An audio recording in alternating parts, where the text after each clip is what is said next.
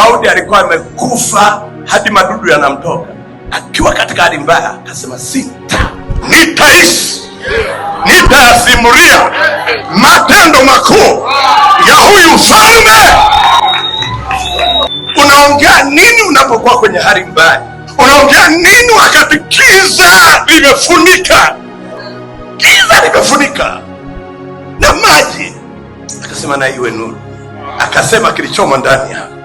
Wengi mna vitu vibaya ndani yenu, ndio maana mnasemaga hivyo vitu vibaya. Mtu aliye na vitu vizuri anasema vitu vizuri, afu vitu vizuri vinaondoa vitu vibaya. Am I talking to somebody here? Tuseme amen, hallelujah. Sema na iwe nuru juu yako mwenyewe. Tuseme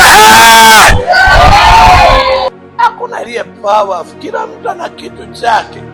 Mimi humu kanisani kuna watoto wangu wakiongoza maono. Nataka kama nimeanza kujifunza. Mimi ndo nimewafundisha.